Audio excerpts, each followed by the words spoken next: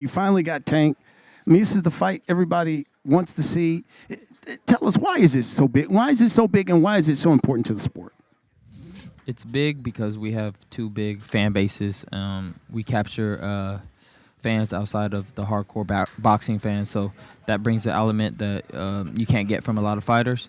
And then on top of it, it captured the hardcore boxing fans. You got two undefeated prime fighters that are putting everything on the line for the fans and for maybe a classic moment in the ring. Yeah. And I think this hasn't been seen in such a long time that this can start a resurgence in fighters fighting now and bringing some life into the sport. This is the energy it needs. This is life, and I'm happy that it's coming back. Or potentially. And I know you've done a great job promoting the fight, and you've talked about, hey, look, I'm stopping this guy in like the second round. But when you really laid down at night and thought about it, how does this fight, you think, play out? I think this is going to be more of a thinking fight than people expect. Yes, there's going to be fiery punches. Yes, explosion will be there, but everybody's going to try to obviously impose their will at some point of the fight, and it's how you handle that. Who could stay the most composed in the ring. I know Gervonta has the intention, from what I heard, it's to at some point walk me down and keep the pressure on to me. So obviously I have to be prepared for that, and it's kind of something that I already felt he was going to do. Yeah. Because he thinks that my small frame, and maybe he doesn't think I'm physically strong enough to keep him off, but he has another thing coming from, I don't look as strong as him, but trust me, I'm strong. You took this fight at 136, a catch weight. Why not? I mean, your past couple of fights have been at 140. Why not? Did you push for 140? Why did you come down to 136? Because I pit the fans and I pit boxing first.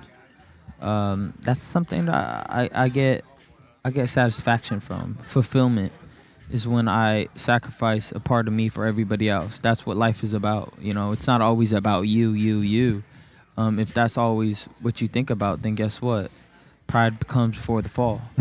I just didn't have enough pride to say no. I wanted to do this for the fans, and I didn't want my words to fall through again. Because last time they played games and it didn't happen, then everybody looked at me as a liar. So this time, I didn't want that to happen.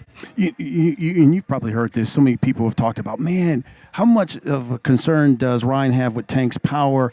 Luke Campbell hits him. He went down. If Tank gets that shot, he's not coming back up. I mean, what? Yeah, and if Muhammad Ali got cracked by, what's his name? I forgot the fight before he fought, I believe it was Joe Frazier. Like, he got dropped by a guy from England. Like, things happen in the ring. I'm not scared. I'm not worried about his power. If you catch me, you catch me. If you don't, you don't. Power only matters if you don't see it. At the end of the day, if I'm seeing his punches, they're not going to hurt. Yeah, they'll hurt, but they're not going to hurt. Like, you get knocked out by the shot you don't see. That's what people don't understand. I knock out people not because I have the strongest punch, and it's the sneaky punch that knocks you out. Can you hit him when he's not expecting it? That's all boxing is about. What gives you your biggest confidence going into this fight? My level-headed, my emotional balance, and my strategic mind. I feel like going into this fight, every fight is different, but the amount of dedication I've been looking into, how he fights, what he likes to do, I feel like my preparation will stop any nerves I ever had, even here. Yeah. Preparing for the press conference and what to expect. When you're prepared, you don't really get really ruffled from anything.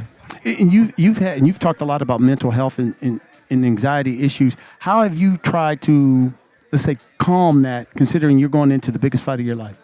See, the one thing about mental health that people may not understand is anxiety and depression, they don't come at you in a way where it makes you scared to fight or stop you from your profession. It's more about inner demons you're facing that have nothing to do with the sport. When I took that break, it wasn't about the sport. It's about something I'm dealing with. I've always fought since I was 7 years old, so the last thing I would be worried about is a fight.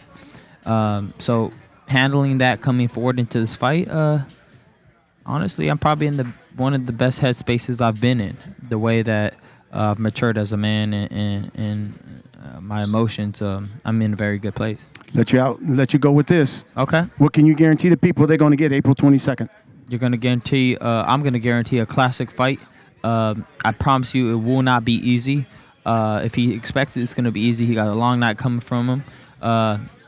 He doesn't think I have that dog in him, but we're about to see. Let's go.